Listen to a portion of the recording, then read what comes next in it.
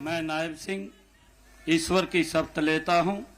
हरियाणा में assembly election के 6 महीने पहले और लोकसभा इलेक्शन की तारीखों के ऐलान से आखिरी वक्त से ठीक पहले बीजेपी जेजेपी इत्तेहाद टूट गया, जिसके बाद सुबह सुबह मनोहर लाल ने इस्तीफा दे दिया। शाम होते होते नए सीएम के तौर पर नायब सिंह भी ले लिया। ईश्वर की शपथ लेता हूं कि मैं विधि द्वारा स्थापित भारत के संविधान के प्रति सच्ची श्रद्धा। हरियाणा की सरकार में हुए इस अचानक बदलाव को 2024 का इंतखाबी दांव कहा जा रहा है। सियासत के जानकार मानते हैं कि इलेक्शन से ठीक पहले बीजेपी ने सीएम की कुर्सी पर ओबीसी चेहरा बिठाकर आने वाले लोकसभा और असेंबली इलेक्शन में बड़ा दांव खेल दिया है। दरअसल हरियाणा में ओबीसी तबके से 44% आबादी है। सैनी के सीएम बनने से सूबे में गैर जाट समीकरण भी बरकरार रहेगा। इसके अलावा नायब सैनी के मनोहर लाल का भरोसेमंद होने से अंदरूनी टकराव भी टल गया।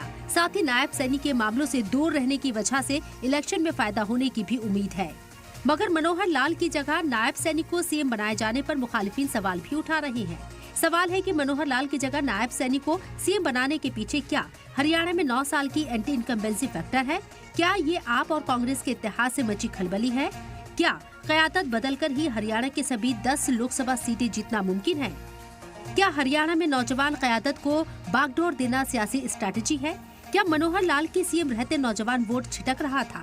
और सबसे बड़ा सवाल ये है कि क्या नायब सैनी को सीएम बनाकर बीजेपी ने हरियाणा के 44% ओबीसी वोट साधने की कोशिश की है? मगर एक सवाल ये भी है कि ऐसा क्या हुआ कि महज एक रात में हरियाणा के सियासी हालात बदल गए। दरअसल जेजेपी और बीजेपी इत्तेहाद टूटने की वजह लोकसभा इलेक्शन में सीटों के बंटवारे को लेकर हुआ मनमुटाव बताया जा रहा है, जिसकी स्टोरी कल रात हुई 45 मिनट की एक मीटिंग में लिखी गई, जब पीर की रात को दुष्यंत चौटाला ने बीजेपी सदर जेपी नड्डा से दिल्ली में मुलाकात की। बताया जा रहा है कि मीटिंग में चौटाला ने जेजेपी की सीटें बढ़ाने की मांग की, मगर बीजेपी ने अपनी एक भी सीट छोड़ने से इनकार कर दिया, जिसका नतीजा आज सुबह इत्तेहाद टूटने के तौर पर सामने आ गया। बीजेपी से इत्तेहाद टूटने के बाद जेजेपी की इमरजेंसी मीटिंग हुई, जिसमें आगे की स्ट्रैटेजी पर चर्चा हुई और फैसला लिया गया कि कल हिसार में नव संकल्प रैली मुनक्किद की जाएगी और पार्टी के अगले कदम का ऐलान किया जाएगा।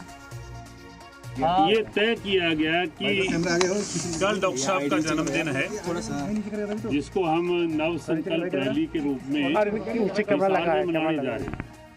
इस बीच हरियाणा में नई सरकार की तश्कील को लेकर साबिक सीएम भूपेंद्र सिंह हुड्डा ने बीजेपी पर हमला बोला है। हुड्डा ने हरियाणा में सद्र राज लगाने की वकालत कर दी है। फिलहाल कांग्रेस के इल्जामात का कोई सिर पैर नजर नहीं आ रहा, लेकिन अनिल विज की नाराजगी की खबरों के बीच हरियाणा में सैनी सरकार एस्टैब्लिश नजर आ रही है। ब्यूरो रिपोर्ट, सलाम टीवी।